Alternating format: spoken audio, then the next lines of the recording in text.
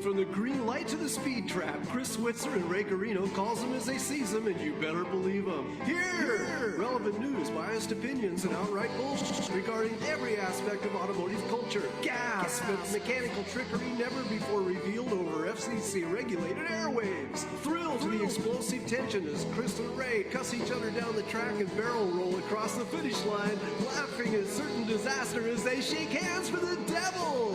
All that and much more this Sunday at high noon on the Motormouth Radio Hour. Call in and speak live with the Wizards of Speed and live feed, Chris Switzer and Ray Carino. Bring the whole family. Kids under 12 get in free. Every Sunday at noon on WHPC. Take the Long Island Expressway to the Meadowbrook Parkway and look for the sign saying no parking on the expressway and no express service on the parkway. Go right on Highway 24 to Garden City. $2 all-day parking includes pit pass.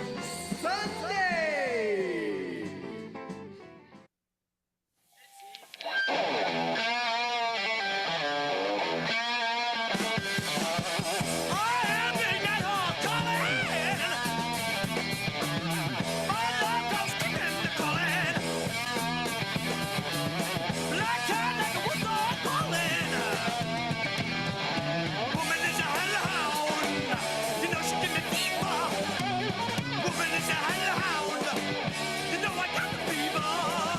Yeah, we got the fever, you got the fever. Dr. Johnny Fever, whoever you got with fever, you found it on Motormouth Radio, Long Island's only automotive talk show with your hosts, Ray Guarino and Chris Switzer. Chris, you brought this onto yourself.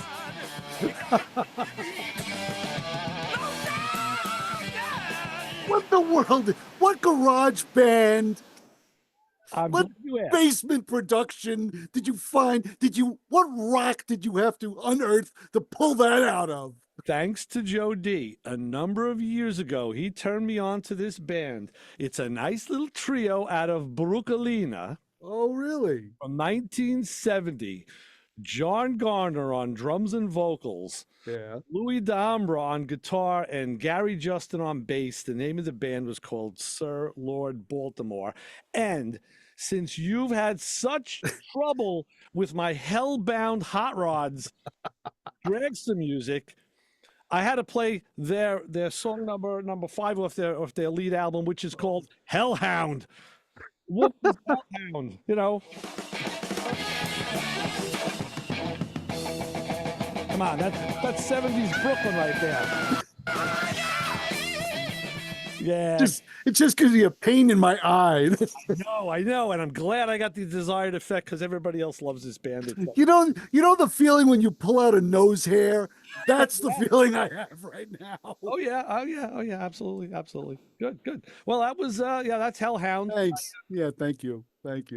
I was hoping you were going to say They Might Be Giants, but I was wrong. Nope. The other good band from Brooklyn. Yeah, I didn't know. Oh, anyway, yes. You can get on the show today. You can give us a call, 516-572-7440. Put me right in the mood. We're going to, yeah, definitely. We're going to have as our special guest today, Mr. Carl Anthony from Automoblog. Thank God for that. Yep. It's been a while since we had Carl on, so today is the day to get him back. And I got a couple things to talk about first. Sure. Well, the first one is really cool. We touched on this just before when we spoke on the phone. Yeah. I went to again, it was a year. We went to the Freeport Rec Center for their model car show. Oh, cool! It was the Liars, the Long Island. What is it? Long Island LIARS. I should know the acronym. Long Island. It's a model car club. I don't know. Mm-hmm. I forget what it stands for. Anyway, I always forget those things. Let's look. But look it up. But what I did, they have displays, club displays. My friend Jeff was there. Of course, Jeff had more club cars there than anybody else. He built some cool models. Okay. But in the you remember last year I posted some pictures of some of these cars with the 60s and 70s kind of lowrider paint jobs and all. By the way, it's the Long Island Automobile Replica Society. Thank you. Very good. Liars. Yes. Liars. Yes. So what I found was I walked up and found this guy did a diorama from West Hampton Dragway. Oh, cool. And he had replicated like the staging lanes and some of the buildings. And he had the 57 Nomad of Willie Hassick, was a good friend of this show, good friend of mine. Yeah. Passed a few years ago. Yeah, we've seen that car. He had Ted's Transmissions, which was their car I saw for years, and then it blew me away because right What? in the front, what was sitting there? But this Firebird. I was going to say you. They made a replica of you in the front row. No, a Firebird with a very distinctive paint job on it, and I was like, I called Kevin. Look, I said, that's Chassis John's car. Oh wow! The guy had built a replica of John's black Firebird with the silver and the magenta stripe on it. Right. And there it was. I was like, what? I got this it was like a warm, I got this feeling that came over me like, wow, that is really cool. You were going to well up. You know, No, I totally see why. Yeah. So I got in touch with John's wife in the evening yesterday. That's cool. Did you take a picture of it? Yeah. Oh, yeah. Oh, yeah. Good. I'm glad you did. Um, I would love to see that. I'll post it. I will post it on this week's Instagram post. So I want to let her know. I said, I said, listen here. I said, was it this model show? And look what I found. And she was like, awesome. That's great. I said, yeah. I said, people haven't forgotten John. We certainly haven't forgotten him. Right, because he's the one in our promo at the bottom of the hour that goes, hey, you, come over here. Exactly. He's that guy. That's Chassis John. Yeah. That's great. That's great. There was a guy sitting there taking video of that diorama and pictures. And so Kevin said to me, maybe he's the guy that made it. I said, no, the guy who made it wouldn't be taking videos of his own thing. I wanted to meet the guy. I wanted to see who it was so I could talk to him, but I didn't get the chance. It didn't happen. He might not have even been in the building. So, but to see that, two cars from two guys that have passed fairly recently, and being honored, in that way was very, very good. Very, very good feeling. Good feeling. So yeah, in model car form. That's because you have to have. I mean, in order to do a diorama like that, you have to have I guess you could say a well-rounded knowledge of the drag strip. Well, it was the cars in particular because it was and the patrons that race there. And the cars were right down to the detail. So this guy knew what he was doing. So the other thing I want to talk about, and I don't know if Carl have any information on this later, but car parts. I always talk about parts. Joe always rings in our heads because I mean other people say it all the time. It's. Guys, we all know what new spells. What? Ever worked. That's right. I have been getting bit by parts and I believe it. And just this week, a couple of weeks ago, the Oldsmobile was getting ready to go out, and it had a carburetor and fuel pump swap back in like 2015 to get it running again in the garage. Well, I noticed that fuel pump, even though it worked and it was pumping, it was bleeding down, and. Perfect example. The owner was there like last week and we looked at it. We had the car running. He drove it, ran. Literally, I just shut it off. And I said, okay, I'm taking the carburetor off because I want to switch some parts. Okay. So I just shut the car off and I cracked the fuel line at the carburetor and I had a rag under there. You should get a spurt. Nothing came out. Nothing. So I said, this fuel pump is bad. It's draining right back down. So I said, I want to put in a fuel pump in the car. So I did. They got me one. I put it in. Of course, this was last week. We talked about it. It came without a gasket. I had to make the gasket for it, the whole 9 yards, right? And you can see that on real_Motormouth Radio on Instagram. Yes. And Motormouth Radio on Facebook. It's there as well. So I changed it, got a replacement, and changed it. And the hard line from the carburetor to the fuel pump, it was kind of just leaking at that hard line fitting at the pump. A little bit, but a little bit. You can't have a little bit of a gas leak. It's not good. So I said, okay, this pump is big. A new pump. Boop, take it. And it had been through the mill. It had been returned a few times. Send it back. Got a second replacement. Same brand, same pump. I put it in. Put the line on. It's leaking at the line, the same place. Really? Yeah. Is it could it be your fitting on the hard line? Well, it's not my fitting. It's he had bought some time back a pre-made hard line. And it's out of stainless steel. So those are always hard because you always have to tweak them a little. And to tweak that stainless is tough. It is. So I said, okay, maybe it's not the pump. Maybe it's the line. Yeah. So I went into the back room and I got a piece of 3/8 brake line. I put a fitting on it. I flared the end, and I put it into the pump, made my first 90, made the 45 that comes across, and then I was going to make the next 45 to come in to the carburetor.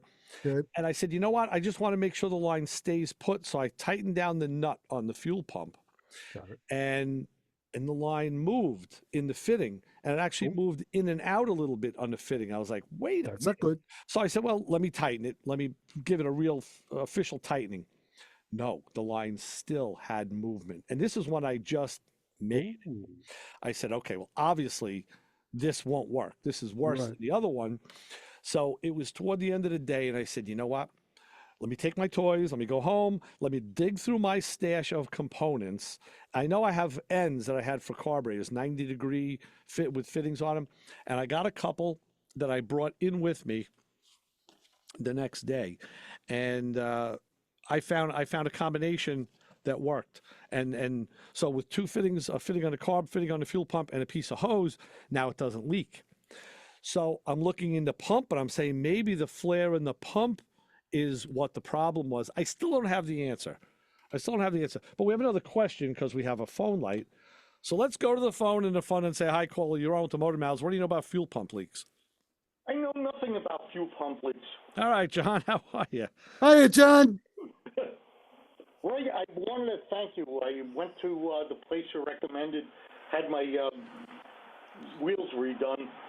It was an expensive week, but yeah. Yeah, right. Yeah. Oh my God, yeah. New sneaks, new refurbished rims, and oh my Lord. Oh, very good. Good. Well, Good. yeah, that was the place I used to powder coat the wheels on my FJ and do the mountain balance, and they did do a very good job. Yeah, you know, when you got to do it all at once, it's going to cost, but now you're good for a long time. Yeah, I wouldn't mountain balance my. I guess they're out of their range of whatever coats equipment they have, but. Right. But yeah, found another great spot which I'll share back with you. Oh my God, awesome job! But yeah, Good. it was like, where in the world is John this week? Because yeah, I was back and forth to Copay, bunch of different places. But the thing I wanted to share back with you, I bled the brake system again, 06 C6. But even with the launch scanner, holy crap, that's a weird bleed procedure. Some of them are. Yeah, some of them are very strange. Yes. Yeah, and you got to follow them specifically or else you have trouble. Yeah, and you know, the tablet tells you, yep. And I completely fouled up the first one because, you know, old school was you held the brake pedal down, you opened, bled it. But with the ABS, it was weird because it said open and just continually pump. Okay. Really? Yes, that bypasses the ABS module. I don't know. But then after you closed it down, it kicked in the, you know, the electronic ABS and continued to pump fluid out. Okay. It was just a bizarre. They're all a little different. Like my wife's Cruise is different than that. You know, it's a matter of you hold the pump actuates, and then they want you to go. They go do through a series of that. Then they have you hold the pedal after that and go and open the bleeders in succession, and then follow with a regular standard bleed. So it's all different. But that's all that the engineers figured that out, John. I don't know. Yeah, but that's just bizarre. I mean, you and I. And you've got more classic vehicles than I do with no ABS in them. You went to the, you know, passenger rear. That was farthest from the master. Right. And that's where you started, and you worked your way back. Right. But, You worked your way forward. Yeah. Okay, depending. Yes, you're correct, Chris. Some of the newer cars have you start at the front left. They do. Yeah, you know, I thought about that, and I guess it depends where the ABS actuator is in the vehicle. I don't know, but I'll tell you this. You don't need a scanner to get that information, and I'll tell you how I know. Because Brian and I were talking on a Thursday night on Playing in Traffic, and Brian says, yeah, well, I have these books it's published in paper. So I bought 3 of these books. It's the size of a phone book. And in there, you look up the car, and it gives you, among other things, the brake bleed procedure. It's printed. Oh, wow. So it tells you what to do. So you don't necessarily you need the scanner to do the ABS bleed, but you don't need the scanner to do this, to follow the procedure, because it tells you how to do it. So I'll throw a picture of those books up, and you'll see. I fouled up on the first one because it said continuously pump the brake pedal on, the passenger rear. And it was like, I'm a little confused about that, John, because if you let off the pedal, it's sucking the fluid and air back into the system. And no, it says continuously pump the brake pedal while the bleeder is open. Yeah. And you arrived at the same thing, which is why I screwed it up the first time. Oh. I'm just finding that odd, because you're supposed to hold the pedal down to not allow the air to get sucked in. That's old school. Unless there's logic in the ABS that when you press the pedal, once you let go, it can sense the pressure differential and close the valve. Got it. Like a speed bleeder, but the electronic version. Right. Like a diode. Thought about it. Right. And you can noodle it to the 10th of never.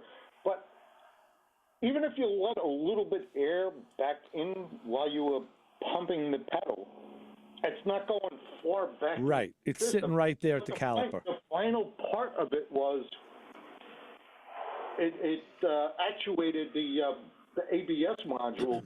Right. And that was the final bleed. So that may, God forbid, it sucked some air back in. It's going to displace it with the ABS module. It's not a lot. It's a little bit. And that air is going to come right back out on the next bleed. Yeah. And speaking of diode, I did have an issue where I did wire in a diode to something this week. You did? Yeah. The olds I noticed ever since we had this car in, every time I started it, the generator light was on, just kind of dim, but it was on. And I said, okay. So the first thing I should have thought of was to check the charging system. But no, the first thing I thought was this car has an MSD ignition in it. I know from past use that a lot of times with MSDs, you need to put a diode in the charge light line because it feeds back and makes that light come on. So I brought a diode with me on Friday, and I wired it in. And then when I get in and started the car, now the light was on bright. I'm like, oh boy. So flip it around. No, I think the trio in the alternator is bad. So I'm gonna find another diode trio and crack that alternator open. But yeah. So. Yeah, these new cars are like, oh my God, a labyrinth of things, TPMS sensors. Yeah. A lot of technology in there, John. It's really, I think if they can figure out how to activate brakes electronically, they will. But yeah, we still need hydraulics. But yeah, there's a lot of technology in there. I was amazed, and the rim repair place that Ray hooked me up with, they did a wonderful job, but they handed me all my TPMS sensors and said, yep, take these with you when you get them, the new tires mounted and balanced. Mm-hmm. And when I went to the place that was doing that, the guy goes, do you have the TPMS sensors? I go, yeah, I do. And they were able to scan them in. I knew which wheel it came off of because I can't rotate the tires on the car. Yes. They're a one-hit wonder. No, yes, the new TPMS tools will do that. They'll actually tell you. They'll remember where it was, and they'll tell you. So that's another thing that's changed for the better. I learn as I go, but yep. I was like, thank God I had everything with me. Yep, absolutely. But that worked out really well. Good. It was just an expensive week. Yeah, it is. Oh yeah.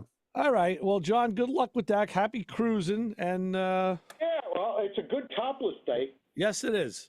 It is. It wasn't earlier, but no. We're supposed to see some precip later on this evening, but yeah, right now it doesn't look too bad. Right. All right, John. Thanks for the call, brother. Let us. We got to move on with. I got you. You got. You got it. All right. We'll talk to you soon. Have a great afternoon, guys. Be safe. Thanks, John. All right. Thanks, John. Talk to you soon. And with that, we will welcome in our special guest, Mr. Carl Anthony from Automoblog. How are you, Carl? You looking? Hey, Carl. Hey, fellas. Hey, good to see you. Good to talk to you. Yeah. You know how I'm joining by Zoom, right? Right. And so I'm looking at the Zoom passcode and I'm trying to type it in. And then of course it's case sensitive. And I'm like, I can't read this. So I need to like go to the optometrist because I'm typing in the passcode and I'm like, is that a 6? That's a yes, that's a 6. It took me 3 times to get it right, fellas. Carl, let me give you a little hint. It's 3 words. Cut and paste. Cut and paste. Yeah. It's a lot easier to zip, ding, dang, boom, vump, done. Yes. In that order. In that order. In that order. Next time. Right. Yeah. So, Right. well, hey, good to see you, fellas. And Ray, we did true to form. Last minute, texted me at 6:00 last night. I like it, so that was perfect.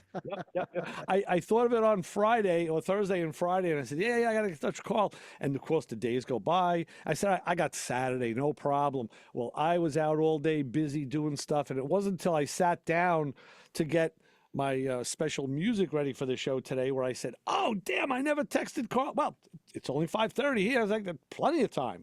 It was perfect. And it was funny because I was talking to a friend the other day and they were like, aren't you about due, Carl, for a Motor Mouth appearance? Wow, they're keeping tabs on you. Yeah. And so I said, I don't think so. I said, I have this feeling that it's going to be through Thanksgiving. And then maybe between Thanksgiving and Christmas, the guys will have me back on. And that was just a couple days ago. And then Ray, I got your text. So, so yeah. Hey, glad to be back, fellas. Good to see you again. Well, You should good to see you as well. get your friends to do a call in. We talk to, Yeah, widen our audience. We love that. You know that. Yeah. that's for sure. Has everything over at automoblog.com. Yeah, .com. doing good, fellas. And so Danielle and I are getting ready for the holidays and getting ready to see our nieces and nephews. And I kind of feel like as they are growing up, I'm like that uncle that's starting to dispense life advice, but it's not the typical life advice that you might think. And so my life advice today for people is like, invest in a portable tire inflator. Whatever you do, have a portable tire inflator because it's so convenient this time of year with, I can't tell you how many times I've used mine, friends, family, especially this time of year with seasonal temperature changes, road construction, you pick up a pesky nail or get a bead leak and stuff. So we've been spending a lot of time lately just, putting together content around portable tire inflators for this winter. And, it's a great topic. It's a great subject for gifting. I even bought one for my daughter last year. She's out in the Carolinas now, and I wanted her to have one because she doesn't have my compressor anymore to use. And and I have one. So what are your do you have like a top 5 list that you like? We do. Yep. There's a top 5. Of course you list. do. There's a top 5 list on our homepage, automoblog.com. And Yes, looking at it now. when it's about midway down through the page, we have this all this guides. There's like about 6 guides, product guides that are there. And so we've got the tire inflators there. But here's the interesting thing, guys, when I started to research this, that it's not a one size fits all when it comes to these tire inflators. No. So, for example, Chris, let's just say that you've got a daily driver. You're like, hey, I just have a regular sedan, a regular SUV. Maybe on occasion I air up an air mattress or maybe a football for the kids. Like that's one type of portable tire inflator versus like Ray. Let's say that Ray is looking after a farm or a construction fleet of vehicles, or, a business that has multiple vehicles and stuff. That's a different type of portable tire inflator as well. Sure. So it really kind of depends on what you think you're going to be using it for, and where you're going to be using it.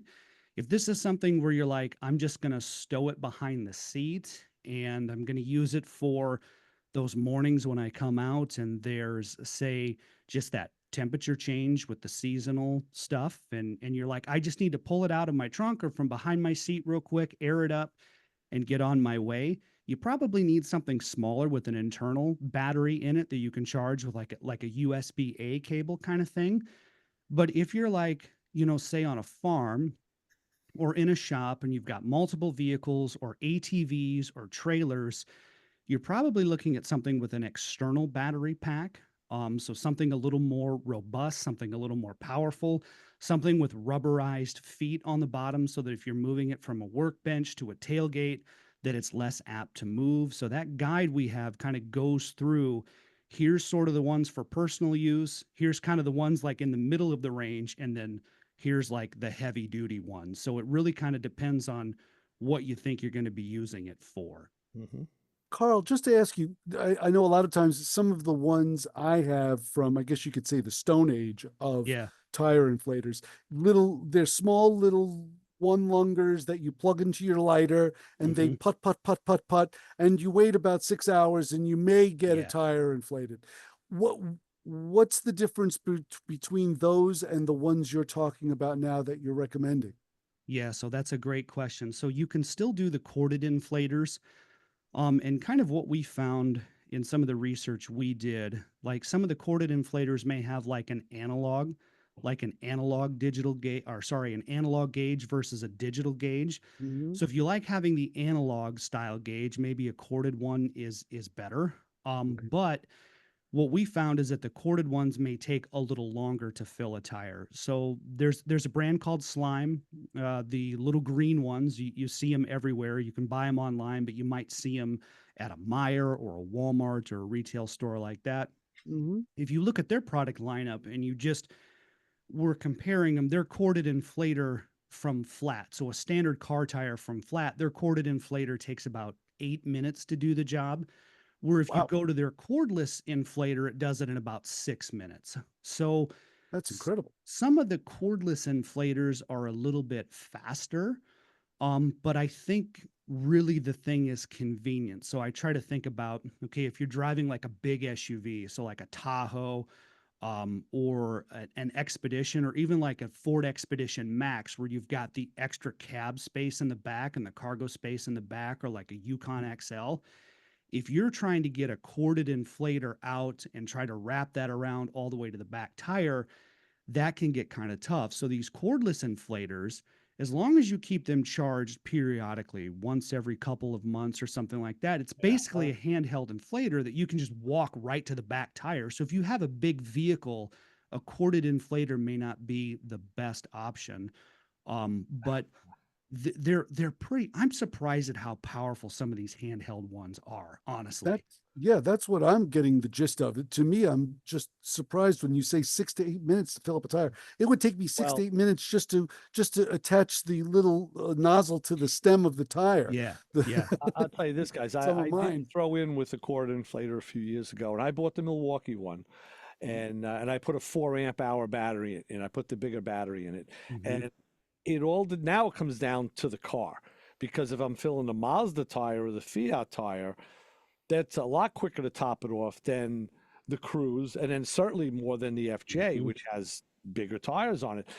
I remember Project Farm on YouTube. He did an exhaustive test years ago about, and he did it I think in 2 parts, because he did like a second round of inflators, and he took it to the next level where he did an IR component to see the heat generated and if that would roll off the performance. So there are a lot of tests on YouTube that you can see that are that were done very well. There were other guys that did it too, but what do you have a personal favorite, Carl? You're at liberty to say? Keep it in this pocket right here. Yeah, right. So and don't worry, Carl, no one's listening. So. Just my mom, who's she tuned out. I'm sure she tuned out minutes ago. She's like, oh, not my son again, that guy. So, but what I really like on that top 5 list, there's a brand called Fantic, and they make a series called basically they're the X8 inflators, and there's 2 of them. There's a standard X8 and then there's an X8 Apex. And the way to look at these is The standard X8 is really meant for like motorcycle tires and bike tires and balls and pool inflatables and stuff. But in a pinch, it can handle a car tire. So like, again, you come out and you're like, oh, I have a bead leak or a nail and I didn't expect it. It can handle that. The X8 Apex, though, which is still handheld, looks kind of like a rectangular brick almost. That is really designed for vehicle tires and for truck tires and SUV tires. Not probably designed for commercial applications, but for everyday use, it's pretty good. And then you still have the ability to do air mattresses and balls and all of that kind of stuff for your kids and family outings. But the Fantic has a digital display gauge, but it's got, it's got the auto shut off feature, which isn't unique. A lot of them have the auto shut off feature. So if you're like, okay, I go to 35 psi, then the inflator shuts off automatically to prevent overinflation. But the air tube that's on the Fantic X8, that long air tube that you screw on, the Schrader valve's already built into it. So you don't have to attach another valve for tires. It comes with a storage bag so you can fit everything in there. And that little handheld unit's pretty darn powerful. So that if you do have a really low tire, like unexpectedly, it should be able to handle it in, 5 to 6, 7 minutes. But for your average bead leaks or nails or just seasonal temperature changes, that Fantic one is really good. It sits in the middle as far as capability goes and as far as price range goes. If you're talking the higher end, Ray, I like the Milwaukee one. So on that list, we've got the Milwaukee M18. And the thing to keep in mind with the Milwaukee is that it's got memory settings, and I love the memory settings. It's got 4 different memory settings. So if you have, let's say you have a truck and a trailer, you can do in 2 of those memory banks, you can set a memory for your truck tires and your trailer tires, but then you could set that 3rd memory position for like a motorcycle or an ATV tire, and then that 4th memory position for a family member's car. So you've got the memory settings. The thing to keep in mind, though, if you're doing like those external battery ones, so a tire inflator made by DeWalt or a tire inflator made by Milwaukee, you have to buy the battery packs separately. They do not come with the battery packs. In the case of the Milwaukee, the M18, absolutely a phenomenal unit. Robust, powerful. I mean, you could drop that thing down the stairs. I mean, and that thing would be just fine. Yeah, I'm looking at it now. It looks like it's well built. Yeah, that's why I went with Milwaukee, because I already had some Milwaukee tools and I already had the charger and the battery. Bingo. I want to keep the family going. Good idea. The only pick I had with it was that you had to thread the end of the hose onto the Schrader valve. Yep. I converted mine to a quick disconnect. Yeah. Because I do like 3 cars. That's 12 tires right there. And if you're gonna do the spare, it's a lot of screwing and unscrewing, and that's too much for right. You want quick. Right. So and the thing to keep in mind is that if this is your first time buying a portable tire inflator, or like you said, Chris, you've got one that's ancient and you need to upgrade. Yeah. Just keep in mind that, like with the Milwaukee, super robust, super powerful. But if you don't already own Milwaukee tools, you're going to incur the cost of the battery. So that's something to keep in mind. Now, if you have a bunch of tools already by Milwaukee or DeWalt, and you have a cordless drill or another tool like a sander or something that uses those battery packs, no big deal, because those battery packs are all universal. They'll fit a tire inflator. But if you're thinking, okay, it's just me and my standard sedan or my standard SUV, and I get the occasional low tire. And like I said, maybe I got to fill up an air mattress when we go camping in the summer. Just buy accordingly. So just kind of keep in mind that you may not need something that high end. But if you do have this fleet of vehicles and you really got, like you said, Ray, you're doing 6, 7, 8, 9 tires or whatever the case, you may need something heavy duty. So the idea is just to buy kind of what's going to fit your needs and then what's going to fit your budget as well. Well, I tell you what fits our needs on this show right now is a bottom of the hour break. So we have to take care of a little bit of business here on this fine station. And I must mention that Fridays at 8 p.m. If you find yourself with nothing else to do, tune in and listen to Beatles songs. Hosted by who, Chris? It's our own... The Golden Tones himself. the Chief Cheech, the head cheese, the head bug master of Beatles songs himself. It's Ray Guarino. No, not me. Oh, What? Rob Leonard. Oh, close. Beatles songs. Take us on an all-encompassing look at the Beatles, featuring their music together and apart, as well as cover songs, songs the Beatles covered, and cover songs. And cover songs. And we're just talking covering. about how crazy some of the copy is here. I was going to say, does anybody proofread on the station? And songs that the Beatles either guested on or produced. So that's listen to Rob. And I must say, like John said, I'm looking at the WHPC weather window. Our forecast is powered by Pantano's Gourmet with locations in Hewlett and Uniondale. Today, partly sunny, becoming cloudy with a high of 58. Yes, it was a little crisp, but it was beautiful out there today. Tonight, chance of rain, like Chris had alluded to, low of 58. So the high will be 58, but then the low is going to be 58. There's not much room in the middle. No. For temperature shift today. I mean, we have like, 0.9. You're home for precise weather forecast. Yeah. Boy, we have tomorrow will be mostly cloudy and becoming sunny in the afternoon, 68. Hopefully we'll have a little precipitation to help the dead grass. Do we have an honor group of the hour, Chris? Of course we do. And by the way, it's so clear here in the Nutmeg State. I could see right into Carl's room, and I can pick out every model he has on his shelf. But yes, and to top it off, after the break, we're going to figure out, and we're going to ask Carl about prices on some of these tire inflators. But Sure. The Motormouth Radio Honor Group of the Hour this week, and this one has a good amount of sibilance in it. If you have a fondness for Swedish vehicles, does the two-seat strangeness of mid-70s sob sonnets stir your soul as you're not spitting? Or maybe a 900 turbo or a convertible. Does that make you smile? How about the bank vault reliability and brick-like styling of a Volvo 240D? That's the envy of every college professor in the 70s and 80s. Or the slick and exotic Volvo P1800, the Volvo sports car that Roger Moore drove in The Saint. Nice. How about electric car? The Swedes have the Polestar, known for its innovative electric technology and quality in engineering, and it's backed by Volvo, of course. One cannot have a complete Swedish car appreciation list without including the Koenigsegg. So when you're spinning, you're also going as well. And that's a performance car manufacturer that produces rare and desirable cars. The cars are known for being powerful enough to reach top speeds of over 240 miles an hour. So if you have a soft spot for the cars of Swedish heritage, then you are part of the Motormouth Radio Honor Group of the Hour this week. There you go. Good. Very I'm good. part of that group. All right. You are. I'm part of that group. You own a Koenigsegg. A bit out of my price range, maybe an used Volvo would be. We're all in these groups at one time or another. And I'll tell you another group that you're in, Carl. I don't know if you caught it, but I played my music today. I have a very eclectic band from 1970 out of Brooklyn. And it wasn't the band, really. It was the theme, because I was using this Hellbound Hot Rods theme CD for weeks to play some cool old 60s dragster music, which Chris had a lot of trouble with.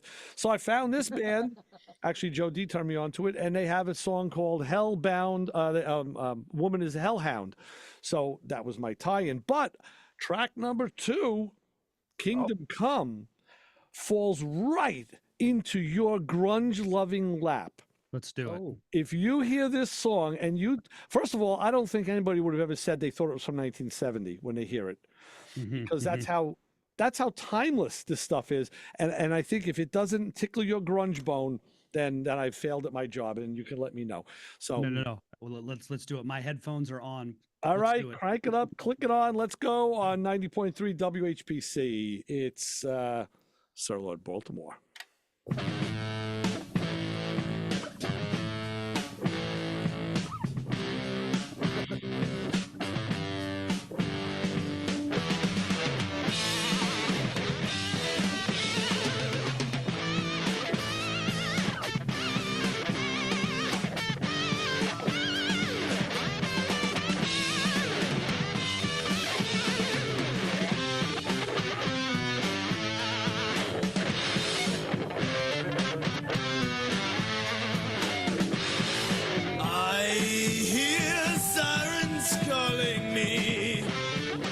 This show on 90.3 WHPC is brought to you by CarStar Celebrity Chase Collision, with 2 locations in Lynbrook and Oceanside, who remind you that New York state law says you always have the right to choose which shop will fix your car. CarStar Celebrity Chase Collision offers a full range of services: 24-hour towing between Montauk and Manhattan, shuttle service, and they can help you with a rental car arrangement if needed. All repairs include the CarStar lifetime nationwide warranty, ensuring that the experts at Celebrity Chase Collision are always on your side. Y sí, hablamos español.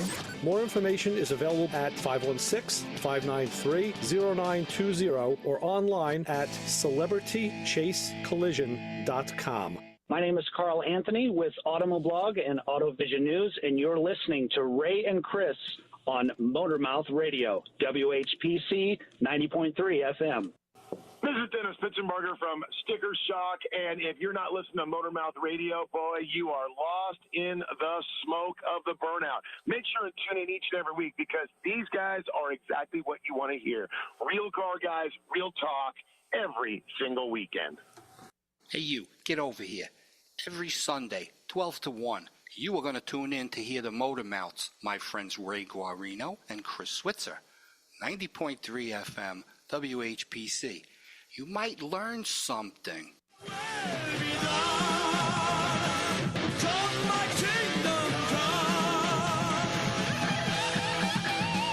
Ha ha ha ha. Thumbs up from Carl Anthony, the grunge master. What do you think, huh? 1970. This is awesome. Who is this band again? Sir Lord Baltimore, out of Brooklyn. 3 guys, just a nice little power trio playing in gyms and gymnasiums. And remember, turn it up to 11. Just turn it up to 11. Up to 11. They just had the, they had the formula. They did. They really did. Yeah. Unfortunately, they really didn't go anywhere. The band broke up. They had I think 2 or 3 albums, and broke up, came back together, and they tried another tour. And with the small bands, that doesn't always work. But just to let you know, Coach Isaac used his thumbs at 203-670-4127. Said Chassis John's promo is at the bottom of the hour is his favorite. So. Yes, yeah, absolutely. God rest his soul. Yes. Man, I miss him. Did you hear, Carl? I just told Chris I started the show. I went to a model show yesterday, model cars, and the guy did a diorama from a local racetrack we have, and the guy had a model of Chassis John's Firebird there, down to the stripes. I'm going to post it on X and on Facebook and Instagram. Actually, Maccoman Brian chimed in at 203-670-4127. He knows how to use his thumbs. He says that he knows Ray wants to post pictures, thinks it's awesome. It also will give him a warm, fuzzy feeling. And Brian also knows that when you ignore him, he'll go right to me, and I'll read what he says, but you won't. So, Brian, he knows how to use the system correctly. So let's get back to these inflators. I will. Yeah, I'd like to know how much they cost. What's the price range of a good inflator nowadays? Yeah, so if depending on like not counting any deals or discounts, right? You're probably looking $50, $50 to $60, all the way up to probably $150 if you are going for some of those high-end units. And that would include like the cost of the battery and the external chargers as well.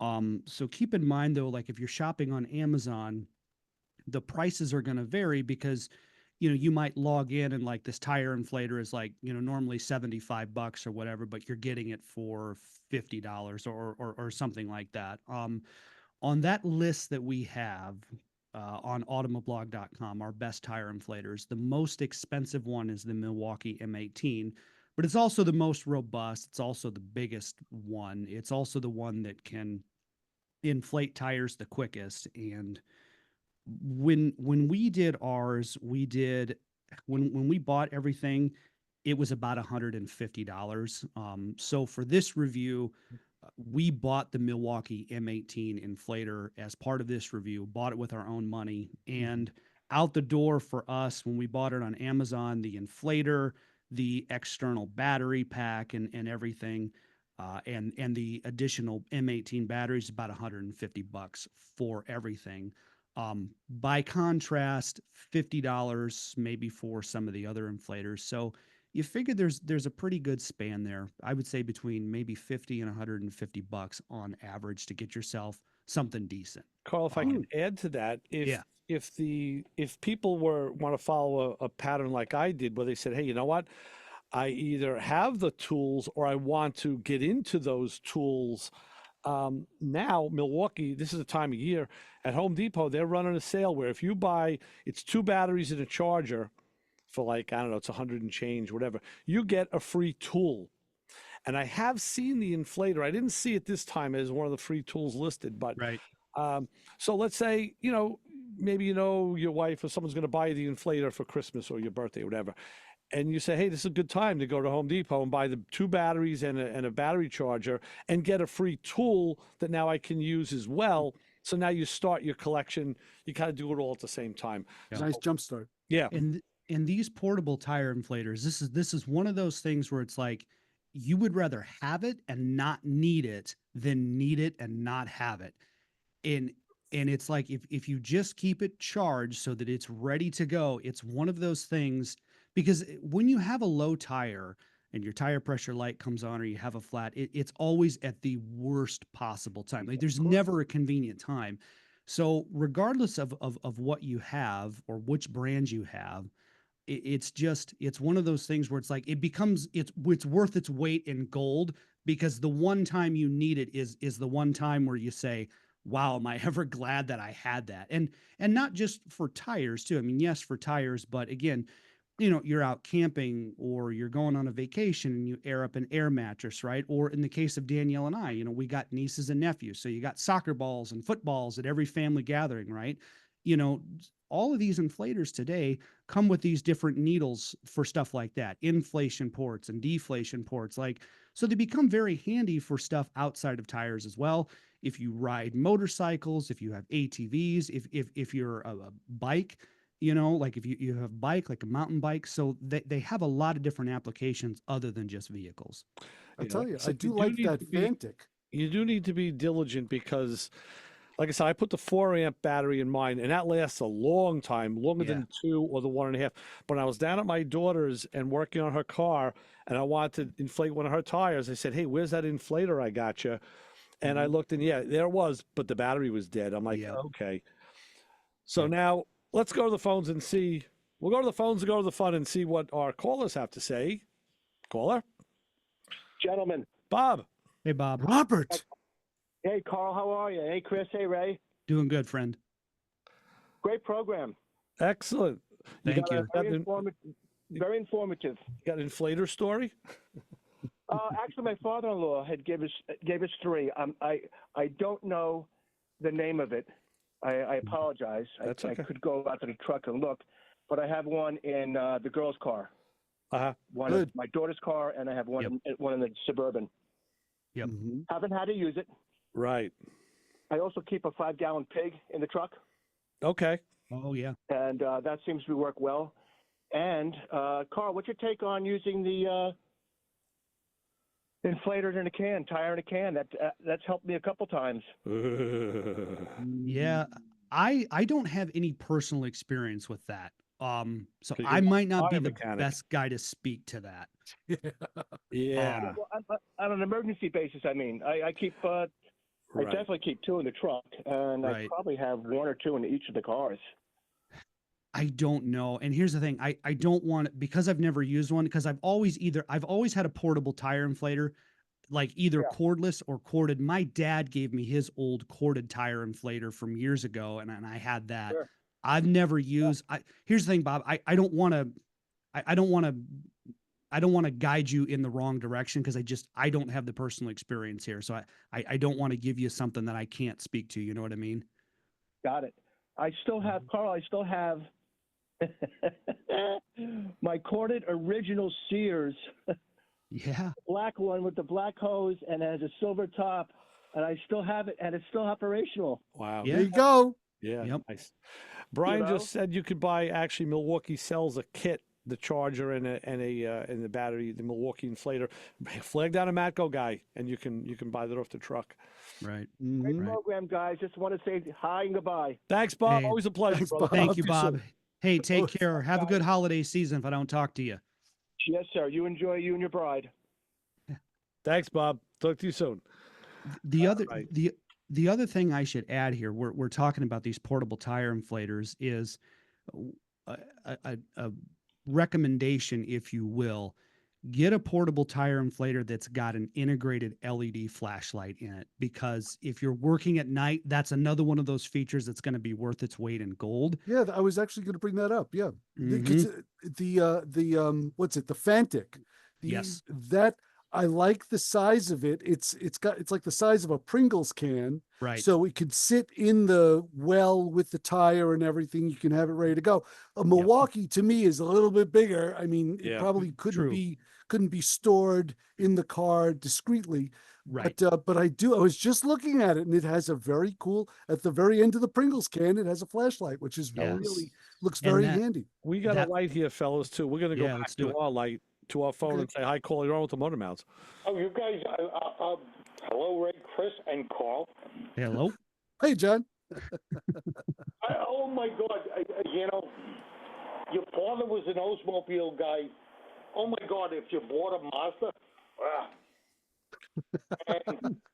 And that's with anything, even, all the cordless equipment.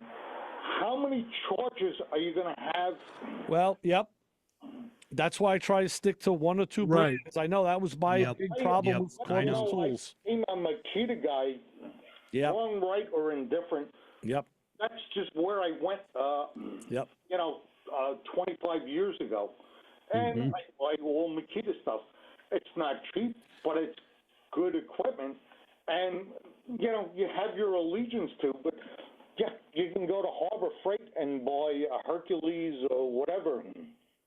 How many charges are you going to mount in your house? Yeah, it's a good point. That. Yeah. And that's where it really gets stupid. But I got to send you, I just watched, some guy did it. I don't think it was Project Farm, and took apart. Oh, yeah. It may be Ave. He's a guy out of Canada. Yeah, and he took apart all of, it's got 10,000. He takes everything apart. He unboxes it and takes them apart. Right. Yeah, but he did that with all the cordless inflators. I know. Yeah, exactly. Yes. All right. The only reason I have an inflator in any vehicle is, the tire got low. I came out of wherever, and I got to pump it back up.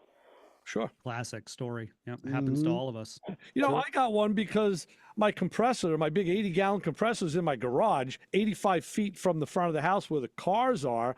And I got tired of taking the big metal tank, the big, submarine tank, carrying that up to fill tires. So I got the portable one. Right. Yeah. John, let me let you run. I got a call on line 2 that I want to take. And Right, that one. Yep. All right. Take care, John. All right. Bye. Thanks, John. All right, we're going to go to line 2 and say, hi, caller. You're on with the Motor Mouths. Hey, how you doing, Ray? It's Steve Webb. What's up, Steve? Hey, Steve. Hey, Steve. Oh, great. Yeah. I love the show today. And tire inflators are a really important thing to have in your car, for emergencies, And I, going way back, of course, the only ones we had were the ones you plugged into your cigarette lighter. Right. But to go along with that, you got to have a plug kit in your car also. So you get your tire inflator and keep a plug kit in your car in case you get a flat. Okay, so that is a compliment for the inflator. Absolutely. So, just something to keep in mind. You got to know, I have spare tires, so there's my plug kit. But cars that have run flats now, I mean, obviously you could run on them 50 miles at 50 miles an hour. But you want to know what you have and what you don't have so you can be prepared. Very good. And you know what? I always said back in the day in the 90s. In the car clubs, we would try to decide and change the judging parameters. We said it used to always be guys had the safety stuff out, the oil, gas, water cans, and the fire. They said, hey, you know what? Cell phone in the trunk. What else do you need? Yeah, right. You call anybody. So yeah, But good idea, a lot of Steve. times you gotta learn to rely on yourself. You know, you might be in a situation where your donut is, you know, or you got to go 100 miles and you don't want to go on a donut. You know, Right. So if you can plug a tire, you can bail yourself out 90% of the time. You know. Yeah. And, I feel that's just a little bit of a thing that- lost art these days, but it's a life skill, though. yeah. Yeah, but it's a life skill. It's just a matter of doing it, you know, and learning it. And, You're right. And I don't have to tell you, single guys out there, you know, you plug a damsel in distress, you plug a tire, well, you know, right. you're like the knight in shining armor. That's right. You know, so, that works. That's an option too, to have one. It's a good reason to have it. Excellent. Yes, very true, Steve. Right. Romance tips from Steve. I love it. Absolutely. Yeah. Thanks for Hey, that, Steve. We appreciate it. All right. I love it, Steve. All right. Thanks, Steve. Okay, so long. Yeah. Best way to a woman's heart is I'll tell through you her tires. Years ago, I bought at my friend's motorcycle shop a plug and go tire plug kit. It puts like a mushroom type plug into the tire, and I got it to take on the motorcycle when I was doing all these, you know, riding up in Connecticut, in Chris's area, you know, every weekend. And you know what? I've used the damn thing more on car tires. I did one motorcycle tire for a friend at work. Everything now I just leave it at home. I just, you know, and I've so many car tires with it. It's ridiculous. Imagine some grandfather, and he's like, "Well, you know, I met your grandmother, and this was before portable tire inflators. You kids have it so easy with your battery packs and your internal batteries and your USB-C cables. That's and your right. charging. But back when I met your grandmother, she was on the side of the road." If your grandmother didn't drive by that construction site and picked up those nails. Yep. And I tell you what, youngin, there was grunge in 1970. We didn't have to wait till the 90s. You just knew you had nowhere to look. Yeah, just because I don't listen to whatever music you do on the Spotify, you know. Right. On that Spotify. On that Spotify. I don't know what a Swiftie is, but I know there were three dudes from Long Island in the 70s who knew how to crush it on the guitar. Right. Look, we're quickly coming to an end again. We only have a couple of minutes left, so we're going to need to wrap this, and of course, get you back for more to talk about this stuff. You know what? You're doing? Are you guys going to do like a Christmas gift guide thing on? Do you do that or no?